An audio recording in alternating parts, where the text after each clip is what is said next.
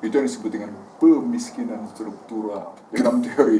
Jadi dalam teori Bukan kemiskinan struktural ya. bukan, Kemiskinan tapi itu pemiskinan. dampaknya. Iya. Kalau pemiskinan itu policy-nya. Iya, pemiskinan struktural. Nah, kalau sudah terjadi pemiskinan struktural, ujung-ujungnya adalah soal aliran yang dianut dalam setiap pengambilan kebijakan. Dan ketika aliran dianut itu subjektivitas penguasa sudah. Iya. Sudah subjektivitas Mungkin penguasa dan kliknya. Iya, ada kelompok-kelompoknya Iya, dan kliknya. dan ketika Anda menyebut klik,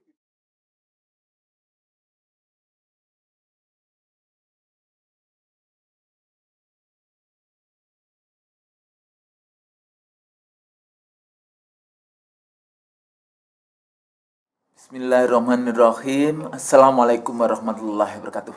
Alhamdulillah kembali kita mendiskusikan isu yang sempat kita waktu itu agak kita putus karena ternyata bicara uang saja itu sudah panjang lebar dan kita ingin utuh pada saat bicara uang. Kita kembali lagi Bang Nursi. Kita bicara tentang APBN. Nah, Bang Nursi, waktu itu kan pertanyaan saya tentang bagaimana pembagian resources APBN yang sekarang ini sehat atau tumbuh kayak gitu kan. Sehat artinya bagaimana menyelesaikan pandemi COVID-19, tumbuh artinya membagi uangnya itu kayak gitu kan. Uangnya itu untuk kelompok-kelompok tertentu. Jadi nanti pertanyaan tentang keadilan, pertanyaan tentang benar nggak sih sebetulnya pembagian APBN kita dan bagaimana sebetulnya yang kalau kita mau melihat APBN yang berkeadilan di dalam mengurus negeri kita yang kita cintai. Nah, kita mulai dari mana nih, Bang Nursi? Kita mulai dengan presentasi saya di satu instansi bahwa APBN ini seharusnya memang menyelesaikan akar masalah. Karena satu-satunya yang tersisa dari krisis kemanusiaan karena COVID adalah kekuatan negara. Iya. Kekuatan korporasi yang ada adalah kekuatan korporasi yang bergerak di IT, di kesehatan. Ya, itu sebenarnya ditunjukkan nama Tuhan ya. Jadi dihit kena lah korporasi gitu. Kena korporasi. Dan menariknya sesungguhnya seolah-olah antara keuntungan di industri kesehatan sama di industri IT posisinya itu seolah-olah tidak ada hubungan. Padahal kalau diambil dalam cara berpikir lebih dalam, ada hubungan mendasar antara bagaimana industri farmakologi, the big pharma tadi, industri farmasi tadi, dengan industri IT, yang pemainnya di dunia cuma, kalau di Amerika cuma 7 posisinya, bukan hanya. Dan 7 itu 7-7-nya termasuk orang yang paling terkaya di dunia. Dan Anda bayangkan mereka bisa membentuk market capitalization ini 3,17 triliun US dollar. Kebayang nggak? Sementara si industri farmasinya juga sudah membentuk keuntungan yang dibagi-bagi kepada pemegang sahamnya juga miliaran posisinya. Artinya sektor-sektor lain yang terpukul itu bersandar pada pemerintah. Pada APBN. Iya. Dan saya berkali-kali menyampaikan pada sahabat IC dari show bahwa vaksin itu dibiayai oleh rakyat. Tidak ada APBN yang tidak mengeluarkan biaya untuk riset vaksin. Tidak ada. Sehingga ingat nggak ketika saya sampaikan hanya 2 pemimpin negara di dunia yang menyatakan bahwa vaksin itu adalah public goods, bukan commercial goods. Waktu itu digagas oleh mantan Perdana Menteri New Zealand, bukan Jacinda. Sebelumnya posisinya, dan kemudian Xi Jinping. Lalu semua orang terdiam karena poinnya adalah mereka hendak memperdagangkan vaksin poinnya. Maka keluarlah kajian saya menyatakan beyond COVID-19 and vaksin is a business, gitu. Bigger business posisinya. Apa relasinya dengan APBN? Relasinya adalah soal alokasi belanja. Yang tadi udah itu benar-benar terkena ya alokasi. Terkena. Artinya kalau kita mau ambil dari posisi belanja APBN di bidang kesehatan misalnya gitu yang bisa kita lihat misalnya dia dari posisi tumbuh 8,1 sampai akhirnya naik menjadi 48,0% dan di 2021 tumbuh 74,0%. Artinya dari angka 61,9 triliun menjadi 182,8 triliun yang dirancang pada 2022 sebesar 141 triliun posisi. Angka-angka ini kan munculnya mestinya menjadi pertanyaan begini, siapa sesungguhnya kalau munculnya dari pasal 23 Undang-Undang Dasar 45 bahwa APBN untuk sebesar-besarnya kesejahteraan rakyat. Maka alokasi itu tujuannya jelas untuk alokasi kesejahteraan rakyat mestinya. Bukan alokasi untuk industri farmasi dan industri IT. Kan gitu logikanya. Jadi artinya belanja kesehatan yang muncul dari APBN itu tadi pertanyaan Husnul bagus sekali. Alokasi itu kan berhubungan dengan distribusi. Itu cuma 2 fungsi dalam APBN. Jadi kalau pakai Undang-Undang 17/2003 itu ada 7 fungsi anggaran, gitu ya. Fungsi regulasi, fungsi alokasi, fungsi distribusi, fungsi stabilisasi posisinya. Lalu kemudian fungsi perencanaan di dalam posisi fungsi pengontrolan, fungsi kehati-hatian di dalam rangka mencapai tujuan gitu. Itu dibuat kayak gitu seperti. Tapi ketika kita tahu ternyata alokasi tidak menimbulkan distribusi, gitu ya. Saya menyederhanakannya menjadi begini. Oke, kalau gitu sebelum sampai pada posisi membanding-bandingkan masing-masing fungsi dari yang dibiayai untuk sampai pada kajian distribusi, kan gitu kan? Kan untuk melihat distribusi kan kita mesti bikin perbandingan alokasi dengan people benefitnya, manfaat bagi masyarakatnya apa gitu posisinya. Maka kita mesti ngambil di format berpikirnya dulu. Gitu. Nah, format berpikirnya berkali-kali saya bilang alokasi itu dia cuma menggambarkan kebijakan, gitu kan? Jadi kalau pakai cara berpikir politik, alokasi itu adalah kebijakan, polisinya. Kebijakan menggambarkan pemikiran, kan gitu kan? Iya, betul. Nah, pemikiran menggambarkan apa? Keinginan kan?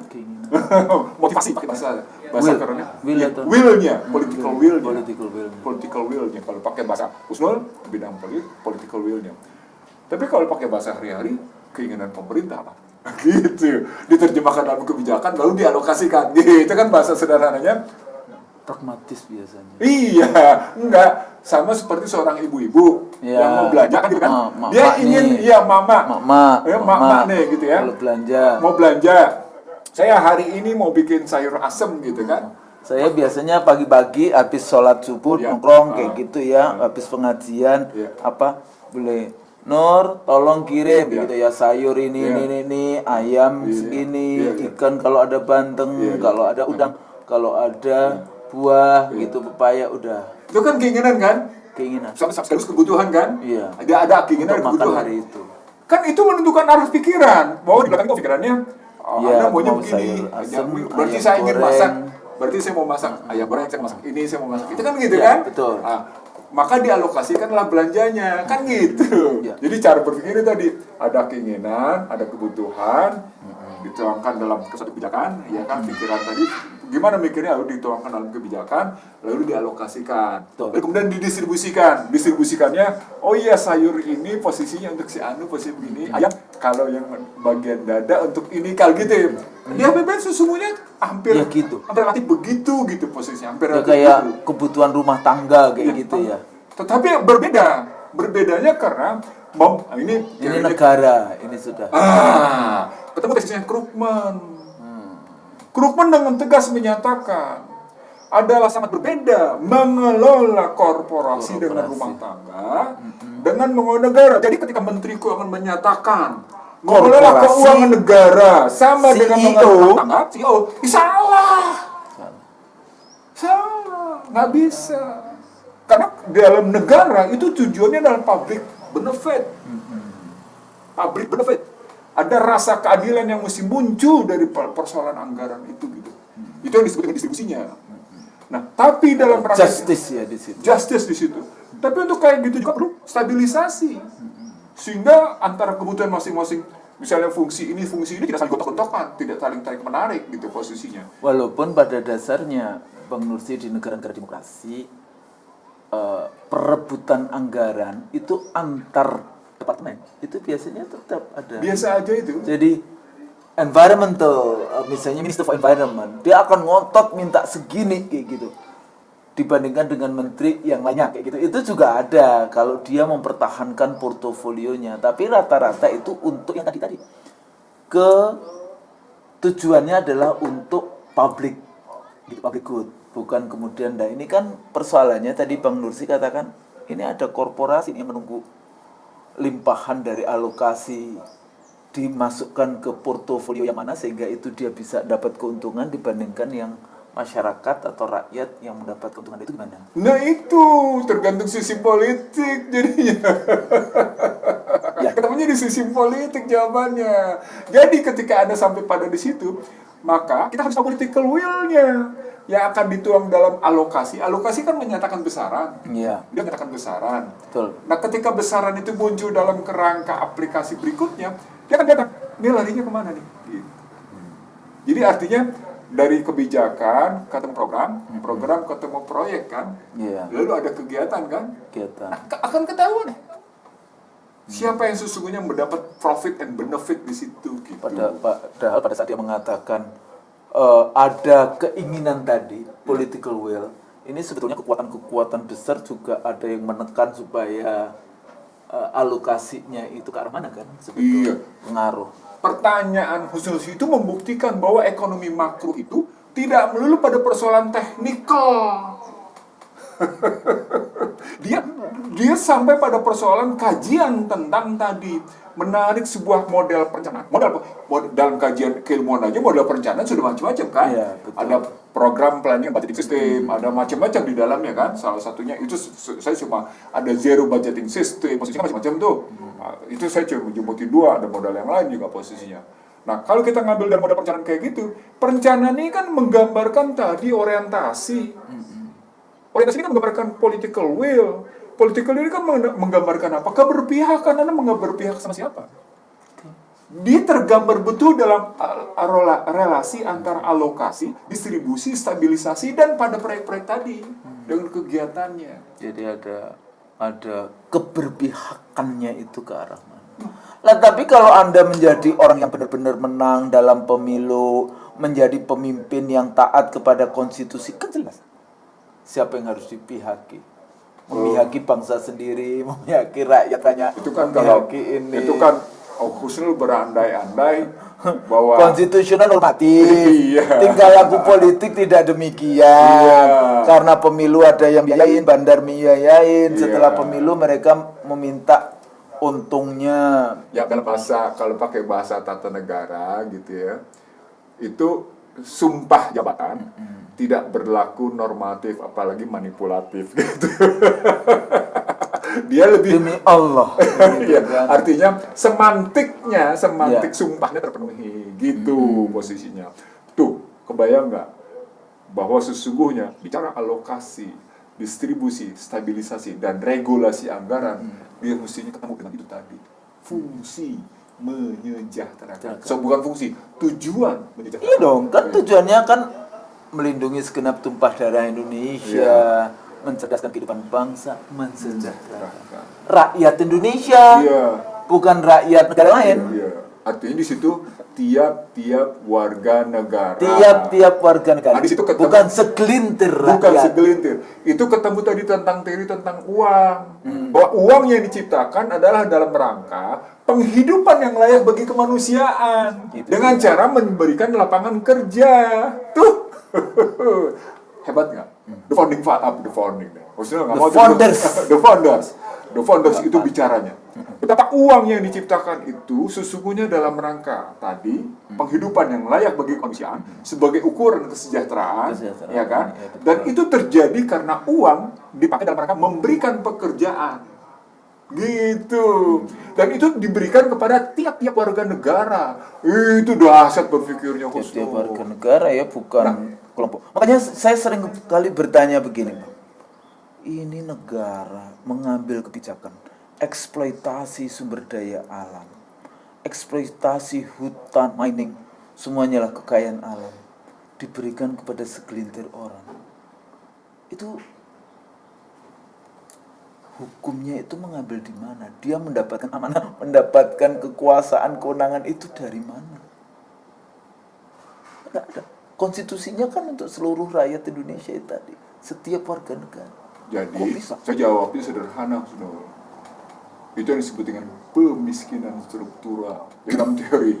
Jadi dalam teori Bukan kemiskinan struktural ya. bukan, Kemiskinan tapi itu pemiskinan. dampaknya. Iya. Kalau pemiskinan itu policy-nya. Iya, pemiskinan struktural. Nah, kalau sudah terjadi pemiskinan struktural, ujung-ujungnya adalah soal aliran yang dianut dalam setiap pengambilan kebijakan. Dan ketika aliran yang dianut itu subjektivitas penguasa, Iya.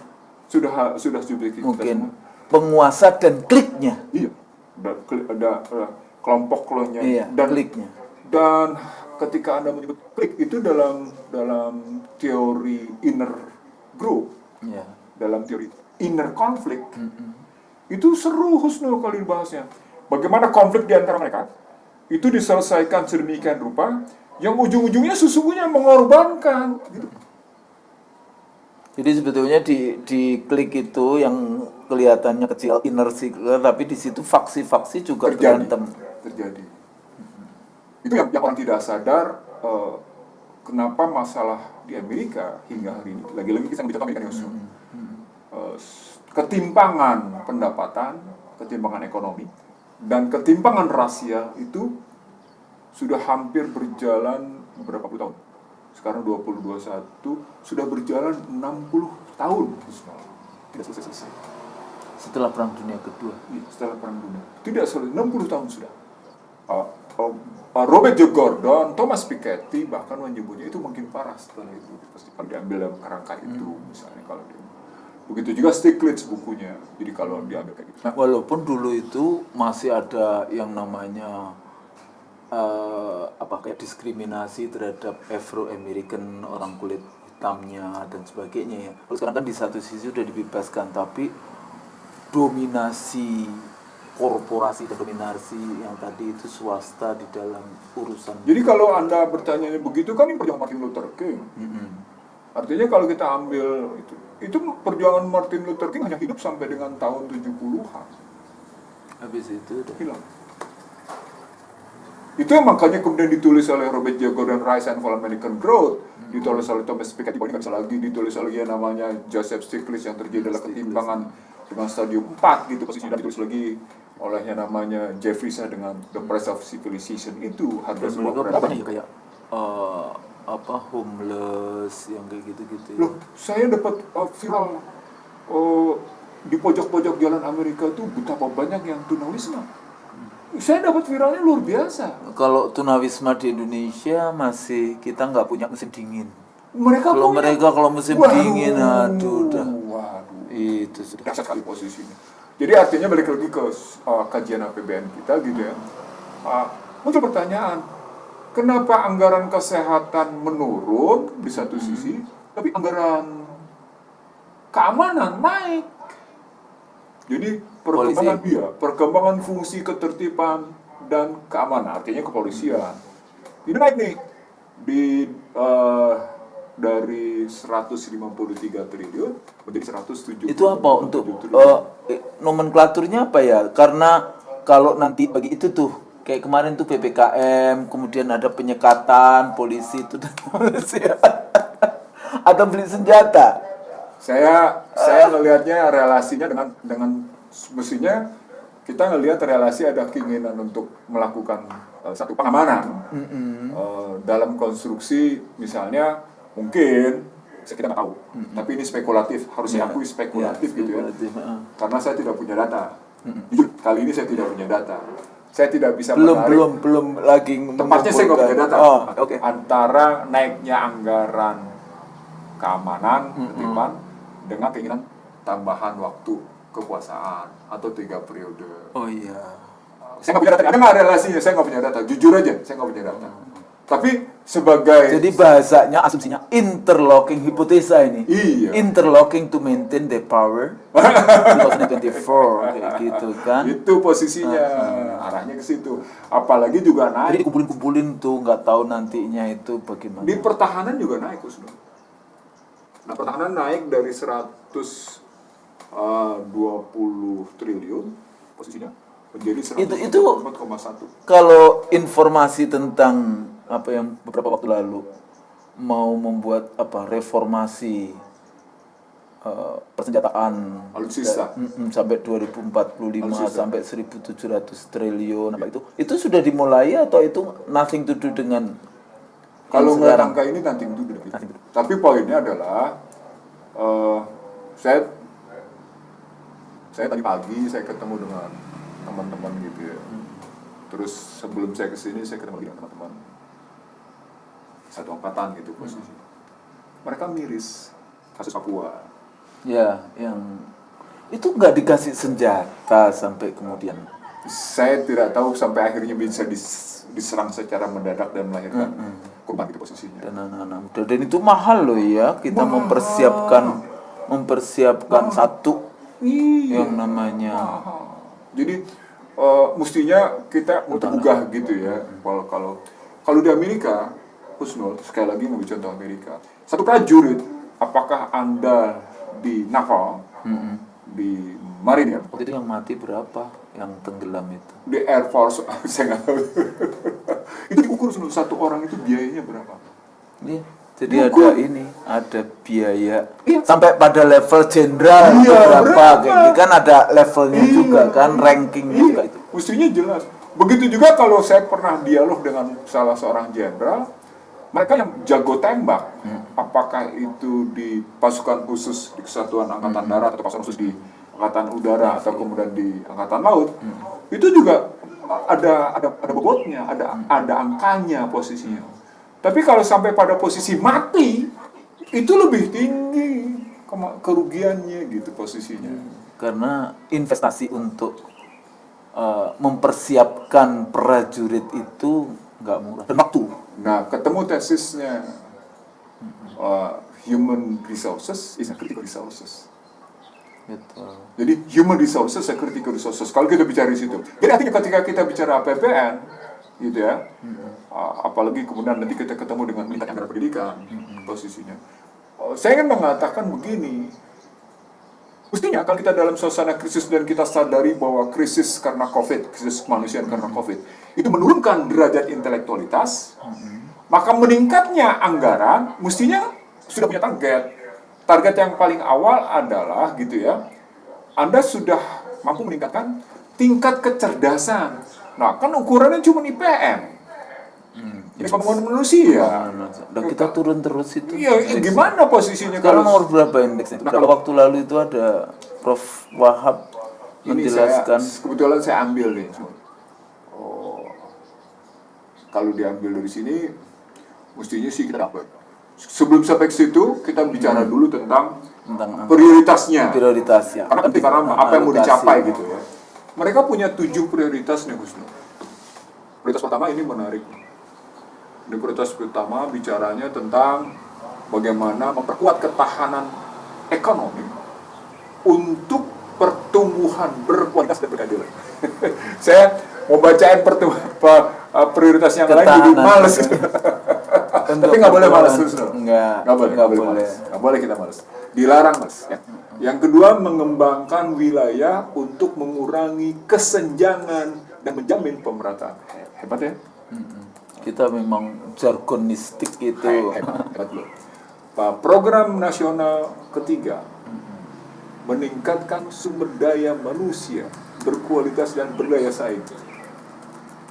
Saya pernah begitu, begitu rumah tangga pertanian ambruk, serapan tenaga kerja pertanian turun, wah kelihatan. Mereka waktu itu kita bicara yang petani. Iya, mereka bicara, ada yang bicara di negeri Wakanda itu bicaranya, ya. Meningkatkan berapa ribu? Saya kepingin generasi muda tertarik masuk ke pertanian, termasuk di dalam konteks Papua itu juga petani, katanya 1000-an petani milenial. Ya, saya punya angkanya, Husnul, tapi nggak enak. Saya cuma mengatakan sekarang ini sektor pertanian menyerap lapangan kerja hanya 29%. 29%. Artinya Anda sudah kehilangan dalam kekuasaan Anda di Wakanda itu 20%. Yang sebelumnya 49 sampai 51. Sekarang ini cuma 29%. Apa artinya? Sektor pertanian habis lulu lantak dan kemudian ada import jadinya. Atau import sehingga meluluh lantakkan pertanian. Iya, gitu Jadi posisi. ini mana yang telur, mana yang ayam dulu ini. Kesalahan kebijakan karena pemerintah bicara tidak pernah memberikan prospek hidup pada pertanian. Pertanian. Anda tidak Karena pernah dihabisi gitu. Kenapa? Itu juga karena Kronologi. permainan korporasi. Iya, korporasi. Bukan korporasi itu. Apa broker itu loh? brokerage-nya. Brokerage-nya. Iya, ujungnya kalau pakai Mafia. ujung-ujungnya para pemburu rente. Pemburu rente. Oke, kita lanjutin di program nasional keempat. Di sini bicara tentang revolusi mental dan pembangunan kebudayaan.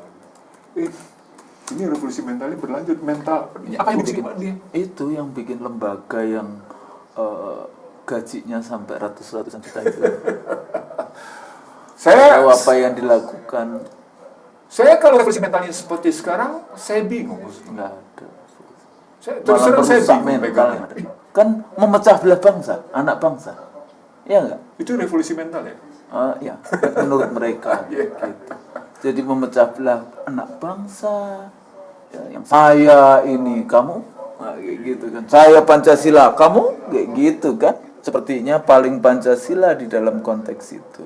Di situ sebenarnya, Husnul, ketika Anda jadi penguasa, Anda harus mengoptimasi public benefit bagi siapapun. Kalimat pentingnya adalah mengoptimasi public benefit bagi siapapun. Ketika Anda penguasa, Seluruh warga. bagi siapapun. Bagi siapa? Dengan kata kunci public benefit. Ketika Anda bukan public benefit, tetapi menjadi public liabilities, Anda berarti masalah. Itu mesti dipahami itu mestinya. Jadi ini prioritas keempat ini, waduh, gak benar posisi. Tapi mereka tulis ya, soalnya ini dianggapnya itu ada yang bangga banget dengan revolusi. Khususnya ini yang saya bacakan dokumen resmi. Ini mental, kemudian mental. Orang mental itu artinya. Khusus ini saya dapetin dari dokumen resmi Kementerian Koperasi loh posisinya. Oke, yang kelima, memperkuat infrastruktur dan mendukung pengembangan ekonomi dan pelayanan dasar. Loh, infrastrukturnya Anda tahu sendiri, dam tidak ada salurannya. Itu kan, dam nggak ada salurannya. Pelabuhan udara jalannya nggak ada. Apa kita menghubungkan? Tapi gini bang, ini yang paling saya tuh setiap kali diskusi tentang kita rezim ini setelah membangun sebetulnya apa sih daftarnya infrastruktur yang dibangun yang itu sebetulnya bisa dibanggakan dengan baik yang mana? Karena kalau misalnya jalan tol, ini kan memang sudah dimulai oleh pemerintah sebelumnya, cuma melanjutkan artinya. Reklamasi merusak lingkungan. Ya, kalau mereka bilang yang mana? Lintas, ya, lintas kan, Sumatera. Gini, Irian itu katanya dibangun, tapi itu masuk dari Jayapura ke Pegunungan yang tinggi. Emang sudah jalan, sudah sampai di mana? Berapa kilo? Emang gampang itu. Kita yang pernah pergi ke Jayapura, pergi gitu. Itu yang mana? Kalau Jayapura ke Merauke, dulu kan Jepang mau tuh, tapi kemudian dia akan mengambil semua kekayaan alamnya yang di sebelah kiri kanan kalau ini. Terus yang kedua lagi, oke, Anda mau bangun jalan dari Jayapura ke Wamena misalnya, ke atas atau ke Paniai, kemana yang kayak gitu. Emang bisa. Dan untuk kayak kita kalau membangun itu kan pasti harus penelitian dulu, ini nanti itu penggunaannya gimana, mana yang available, mana yang kayak gitu-gitu kan. Ada indikator konkret dalam infrastruktur. Satu, penurunan biaya logistik. Dua, persaingan harga logistik antara harga logistik, pelayanan logistik di dalam negeri dengan negara tetangga. Nah, indikator konkretnya ternyata infrastruktur yang dibangun itu hanya menurunkan biaya logistik sebesar 23%. Apa akibatnya? Harga layanan logistik di Indonesia tetap lebih mahal dibanding 10% lebih mahal dari negara tetangga. Artinya pembangunan infrastruktur itu mubazir. Nah, makanya satu mubazir ya. Jadi yang kedua lagi sebetulnya kayak kalau yang saya ikuti itu katanya setiap kali berapa kilo kayak gitu sudah dibuka, sudah di ini kualitas ya. Bukan maksudnya. Oh, kita buka itu jadi. Oke. Citra Jadi, dong. main citra. Mainnya citra. Oke. Dibandingkan yang makanya kenapa efektivitas atau ukuran-ukuran itu tidak tercapai kan ini memang belum. Oke. Terus yang kedua lagi tenaga kerjanya dari mana, segala macam kalau itu investasi dan sekarang malahan berita-beritanya itu banyak yang kemudian dijual lagi. Nah ini maksudnya mana yang dijual? Jalan tol mana yang akan dijual? Di Kuala Namu. Ya artinya kalau sekali lagi yang saya belajar mungkin saya salah gitu. Tapi sejak awal ketika Presiden Susilo Bambang Yudhoyono bicara tentang master plan percepatan pembangunan MP3 ingat ya, MP3EE gitu ya. Oh itu sih sama Master saya cuma ngomong itu sebetulnya cuma menjual tambang sama menjual hutan gitu ya. di wilayah Sumatera, di wilayah ini, iya. Nah, ada beberapa teman bilang, Bang, itu sebenarnya yang dilakukan oleh negeri Wakanda sekarang cuma mengganti nama dari MP3EI. Sementara saya bilang MP3EI itu tidak sungguh-sungguh produk anak bangsa. Enggak. Ketika saya berhadapan dengan Menteri Bappenas waktu itu dalam sebuah diskusi di Bandung. Jadi saya berhadapan dengan Menteri Bappenas, saya berhadapan dengan beberapa tokoh nasional gitu di sana. Saya bilang begini, kalau Anda bicara infrastruktur, cuma 3 indikator. Indikator pertama, seberapa jauh Anda merelasikan sumber daya produksi dan distribusi. Itu satu. Yang kedua, gitu posisinya, seberapa jauh biaya logistik turun. Sehingga Anda punya daya saing pada harga akhir. Yang ketiga, Anda makin tajam dan mendalam memiliki informasi tentang barang dan uang. Barang dan orang. Karena itu menyangkut soal uang. Kan yang didistribusikan, yang dimobilisasikan dari infrastruktur 2, barang dan Uang. Barang dan orang. Barang Dan itu ada informasi tentang uangnya. Nah, dari keseluruhan 3 itu dikunci oleh 4 hal.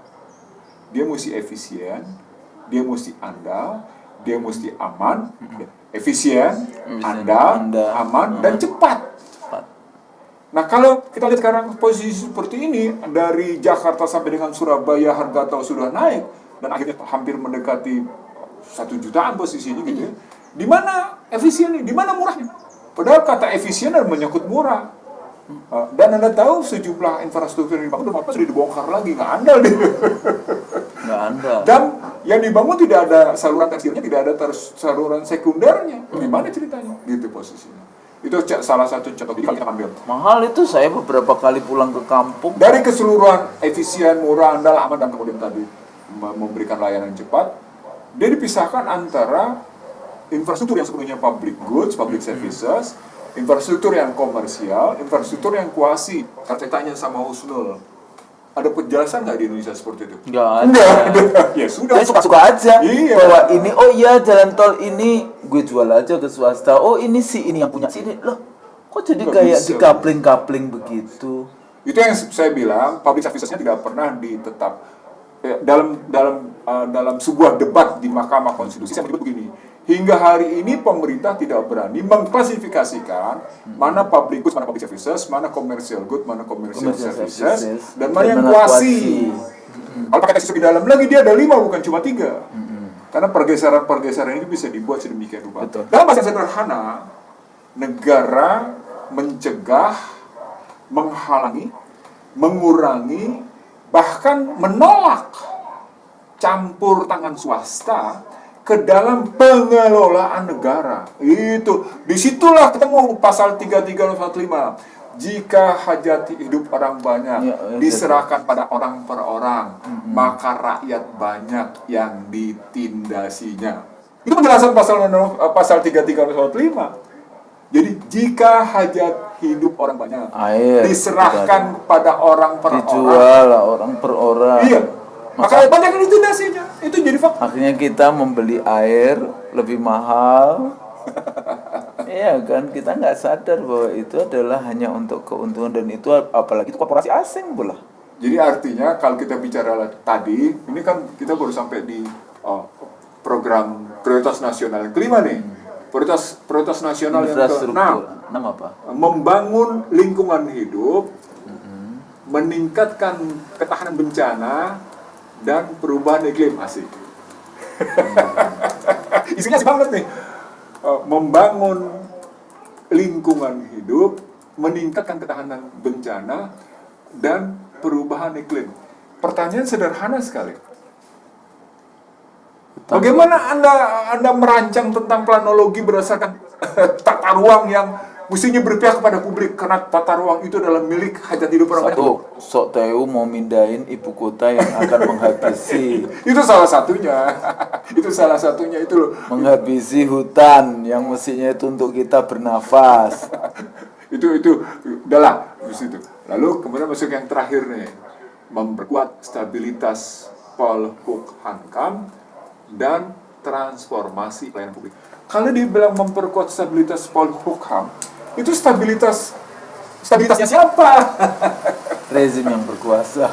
Akhirnya begitu. Maka Jadi semuanya ini dalam rangka untuk mempertahankan kekuasaan. Maka ketemulah program prioritas nasional pertama itu sebagai yang namanya inclusive growth atau pertumbuhan yang berkeadilan dan berkualitas. Itu mustahil. Inclusive growth ketika didengung-dengungkan di Inklusif itu kan artinya yang tadi untuk semua rakyat Public Indonesia, untuk public benefit, untuk setiap orang, untuk dan supaya revolusi mental hanya untuk sekelompok yang mendapatkan keuntungan ya. Jadi ketika saya masuk ke dalam prioritas nasional, kemudian mau saya ajak Anda masuk ke dalam alokasi distribusi dan service anggaran, kita jadi ini gimana nih kalau Kayaknya kita semua nggak ada ini yang di sini. Saya masuk di mana, Pak? Perempuan disebut nggak? nggak ada istilah perempuan sama sekali. Anak-anak perempuan, padahal isu pendidikan, isu stunting, isu kesejahteraan itu kan perempuan dan anak. Jadi kalau program nasional tahun 2022 itu kayak gitu ya, Anda. That's why saya mau bilang sama Husnul dan pemirsa IC The Real Show ini. Gimana? Kalau Anda ingin meningkatkan kualitas hidup manusia, satu. Yang kedua, Anda mau mengurangi losing generation karena krisis. Dengan program ini teratasi nggak? Ya nggak jelas kan. Ya enggak, lost generation akan mengerikan untuk generasi anak kita ke depan ini. Ya nggak, ini satu generasi nggak hilang. Husnul, bagaimanapun kualitas perempuan menjadi sangat menentukan. Karena dia dua generasi, anaknya juga. Jadi Stunting itu kan itu. saya terus terang, saya dalam kesedihan amat mendalam Husnul, ketika Anda kebetulan yang menyangkuti saya ketika saya bicara tentang kemiskinan pada perempuan gitu ya. Berkali-kali kita bicara tentang perempuan sebagai korban gitu ya. Ketika saya masuk dalam grounded research posisinya, saya melihat betul betapa perempuan itu menjadi korban, dan yang muncul adalah kita tidak tega melihatnya. Lalu nanti subjektivitas kita terlibat di grounded research, bahaya kan? Iya. Bahaya betul. Kalau saya emang sangat terlibat kalau urusan perempuan dan anak-anak. Kita lihat sekarang mereka jadi korban. Ya Allah, ini tidak teratasi oleh sama sekali, negara tidak mampu menyentuhnya. Feminization of poverty. Jadi artinya kalau pakai 27 ayat 2, tidak ada penghidupan yang layak bagi korban-korban COVID, khususnya penghidupan yang layak bagi perempuan dalam rangka mengatasi krisis kemanusiaan. Jadi kalau kita ambil, karena COVID ini melahirkan krisis kemanusiaan, dan kita bilang krisis kemanusiaan itu adalah krisis bagi kaum perempuan. Pertanyaan besarnya, di mana keberpihakan negara terhadap kaum perempuan dalam rangka mengatasi krisis nilai pada mereka? Itu persoalan besar, Husnul. Sangat besar, karena itulah yang namanya reproduksi. Ya, kalau siklus reproduksi dari satu anak bangsa kan perempuan yang pegang. Itu Anda baru bicara di reproduksi. Bagaimana kalau dia bicara tentang nilai? Ya, termasuk juga yang namanya pendidikan pertama. Iya, itu maksud saya. Value, mentransformasikan nilai, value, akhlak nantinya ibu. Kalau kali ini saya harus nyebut nama. Kalau Nadiem Makarim sebagai Menteri Pendidikan, dia posisinya gitu ya, dan kebudayaan gitu posisinya, memang berpihak ke dalam kepentingan bangsa dalam rangka mencerdaskan kehidupan bangsa. Dan itu tujuan yang tertulis loh ya. Iya, mencerdaskan Kehidupan bangsa. Dan kalau pakai undang-undang dalam rangka akhlak yang mulia, Akhlak yang mulia. maka sesungguhnya konsentrasi terbesarnya adalah mengatasi turunnya akhlak. Sekarang ini luar biasa. Dia harus mengatasi itu, satu. Yang kedua, berarti dia harus mengatasi penurunan kualitas kecerdasan. posisinya. Dan itu tidak diukur oleh rata-rata sekedar rata-rata lama sekolah, karena kecerdasan itu bukan soal rata-rata sekolah. Ya, bukan. Intelektualitas itu bukan soal gelar, Husnul. Bukan. Itu bukan type of person istilahnya ya dalam bahasa Inggris, tapi itu adalah labeling. Nah, tapi type of person itu ya akhlak mulia, budi pekerti, nilai, tingkah laku, adab.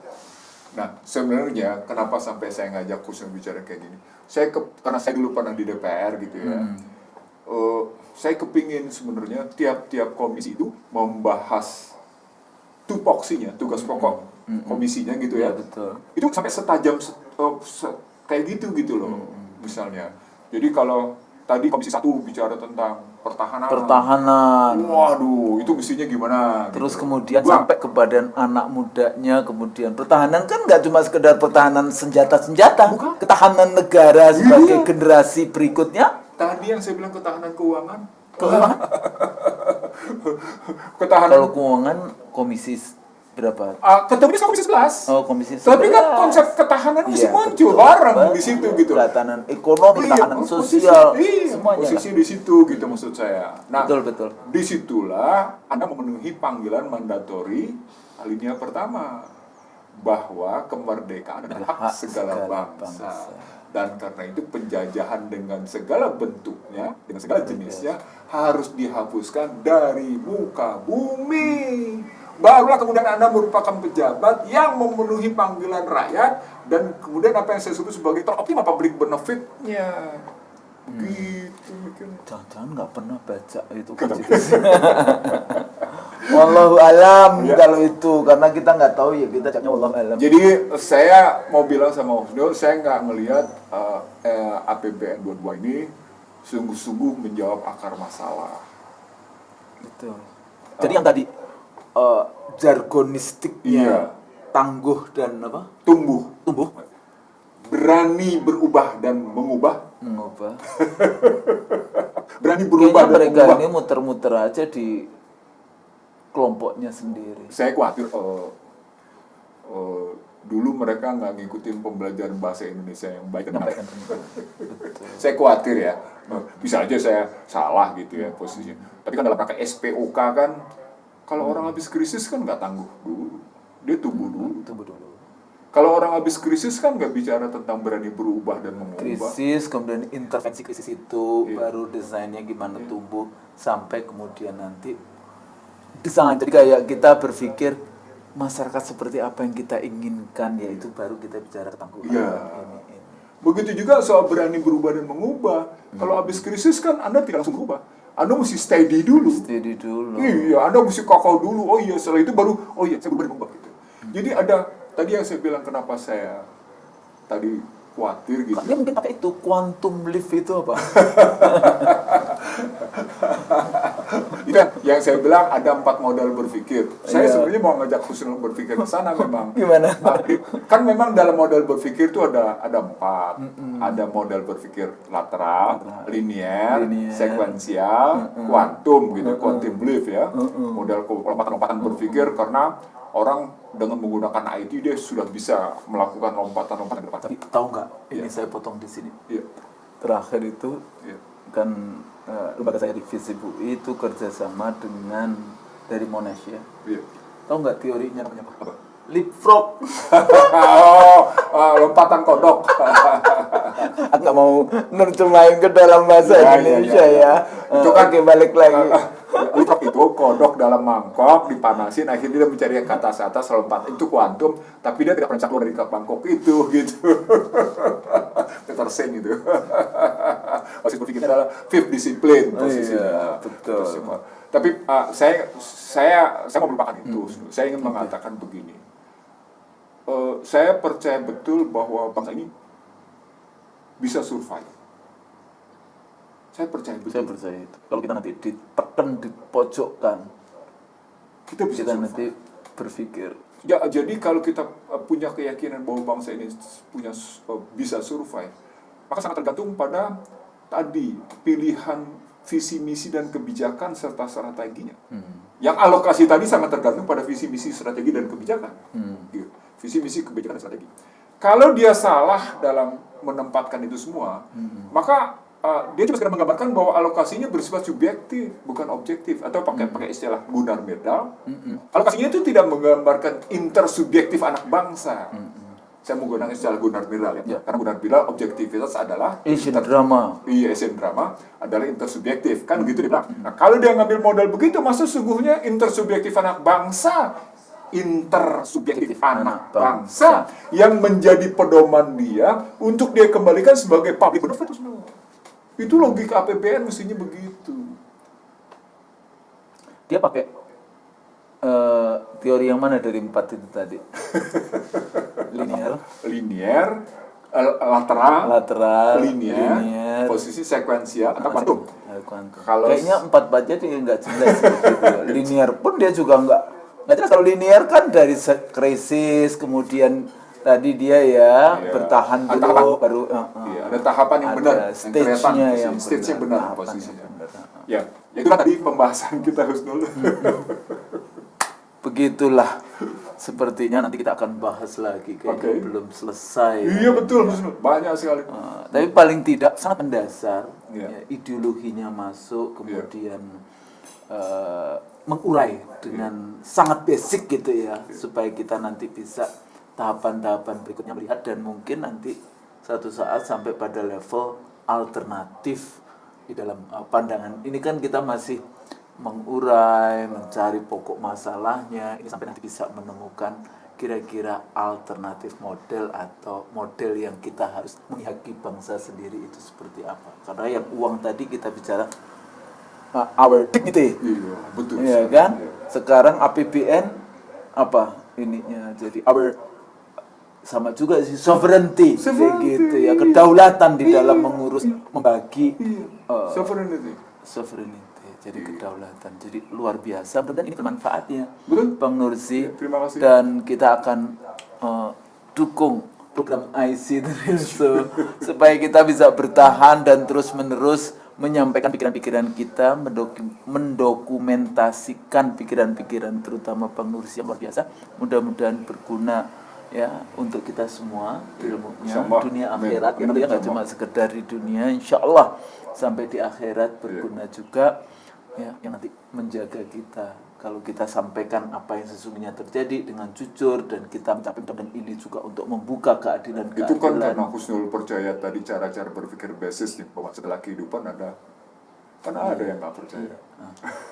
Yang nggak percaya silakan saja, tapi kami tetap harus percaya kepada hari akhir, hari kebangkitan dan di sebelah nanti ada. Sekarang pertanyaan sederhana, siapa yang bisa menunda dan mencegah kematian?